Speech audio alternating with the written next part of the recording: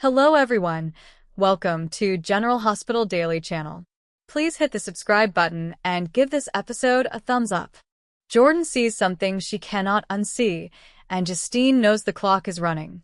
Let's start with the moment itself, because how it happens and who witnesses it are going to define everything that follows. Sonny and Justine have been careful. The apartment above the pub has been their specific and deliberate choice of location. Small, private, disconnected from the circuits that Port Charles runs on. Not a hotel where a front desk person might recognize a face. Not a restaurant where someone's cousin works and remembers who came in together. The kind of discreet that is actually discreet rather than discreet in name only. They have been doing the work of keeping the secret and doing it with reasonable competence. And then they get a little too comfortable. They share a kiss, somewhere they should not. Maybe they forget for a moment that being careful means being careful everywhere, not just in the apartment. Maybe the emotional state they have both been in, Sonny navigating his mob exit and the auction and everything connected to Jen's, Justine managing the professional and personal tension of everything she is carrying, made the vigilance slip in a way it would not have slipped if they were less emotionally activated. Jordan is in the right place at exactly the wrong time. Jordan sees them. She takes in what she is seeing, not a brief, ambiguous moment that could be explained away as something innocent, but enough to know clearly what it is.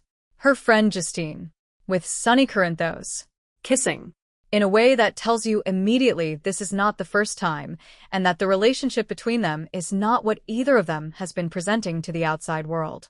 The call comes urgently.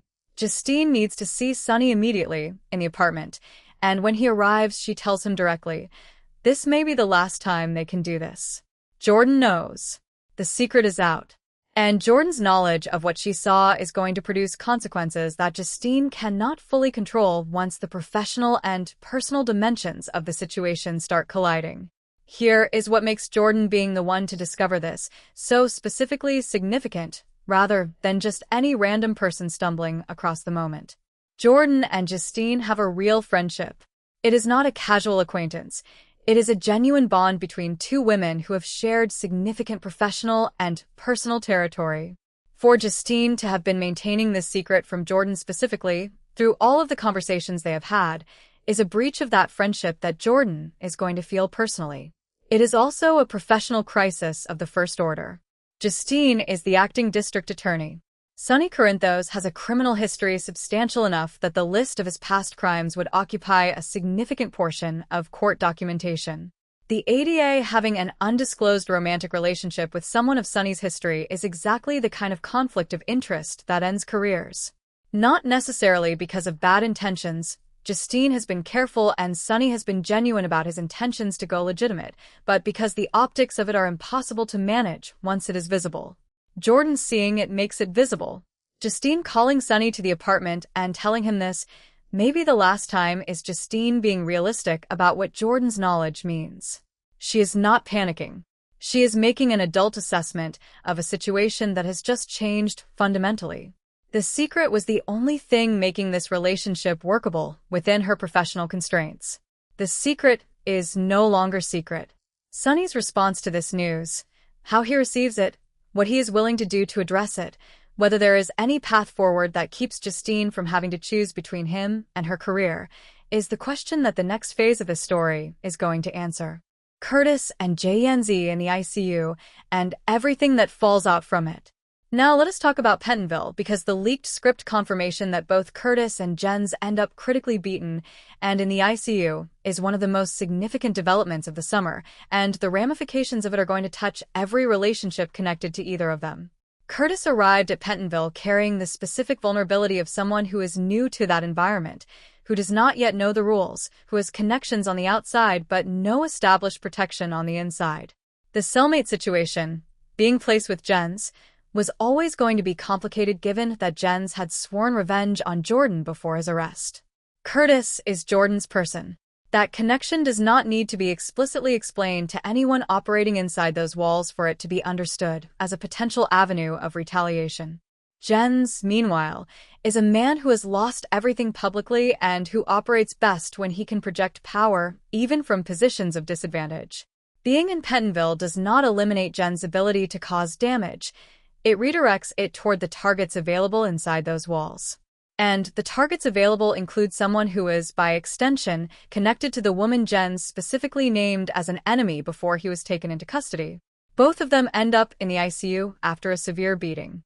That both of them are attacked simultaneously, that Jens is among the victims rather than simply the instigator, suggests this may not be straightforward retaliation from Jens' camp. Something else happened. Something that put both cellmates in danger at the same time from a common source. Which is where Sonny's name enters the conversation. Sonny assured Justine explicitly that if something happened to Jens, he would not be responsible. He gave her his word.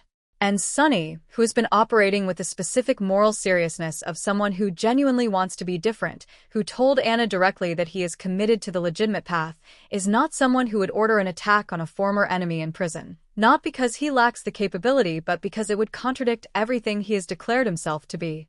But someone ordered this attack. Or something happened that resulted in both Curtis and Jens being hospitalized. And the evidence, whatever form it takes, is going to point in Sonny's direction, at least initially. The convergence of this evidence with Jordan having just witnessed Sonny and Justine kissing is the specific collision that makes this situation so explosive. Because Jordan seeing that kiss already compromised her objectivity in the most human possible way. She is furious with Justine for the deception. She is worried about what Justine's relationship with Sonny means for the integrity of Justine's professional decisions. And now Curtis. Her Curtis, the man she promised to wait for, is in the ICU at the same time that evidence is pointing towards Sonny as the source of the attack. Jordan's read of the situation in that state is going to be colored by everything she is feeling. She is going to look at Justine defending Sonny and see the defense as evidence of exactly what she witnessed, a woman whose judgment about a man has been compromised by personal feelings that she should never have allowed to develop. She is going to see the denial of Sonny's involvement not as an honest assessment of the evidence, but as loyalty produced by desire. And Jordan using what she knows about Justine and Sonny to publicly expose the relationship, to try to remove Justine from any position to protect Sonny professionally by revealing the conflict of interest, is a completely foreseeable response from a person in Jordan's specific emotional state. It is not necessarily right, but it is very human and very Jordan. Everyone affected, and the full weight of what the ICU means. And finally, let us look at the full picture of what Curtis in the ICU means for every person connected to him, because this is not a small event in a contained corner of the story. This is something that radiates outward through every relationship Curtis has. Trina is already devastated by the guilty verdict. She has been carrying the specific grief of watching her father be taken away, a father she only found late, a father she has been building a relationship with across complicated circumstances, a father whose imprisonment already felt like a loss she should not have had to absorb. News that Curtis is critically injured in the prison where he was sent because of a trial that should never have ended the way it did is going to land on Trina with the accumulated weight of every bad thing the summer has done to her family. Marshall and Stella, who received the verdict with the specific grief of parents who prayed for a different outcome and were not given one, are going to have to receive this next piece of terrible news on top of what they are already carrying. The resilience required of them across this summer has been extraordinary. And it is not done being required. Portia is managing Desmond and Trina and the aftermath of everything alone. The specific loneliness of that position, a new baby, a grieving teenager, a man she loves in prison, a former partner who is now her co-parent but not her partner, is real and it is exhausting. Curtis in the ICU adds immediate crisis to that sustained difficulty. Jordan has the most complicated position. She is simultaneously the person most frightened for Curtis's safety, the person who just witnessed something that has changed her relationship with Justine permanently, and the person who is going to have to navigate those two things at once while managing her own professional position and her own emotional state. That is an enormous amount to carry in a very compressed period of time. Thank you for watching. For a daily update, don't forget to subscribe the channel and hit the bell icon.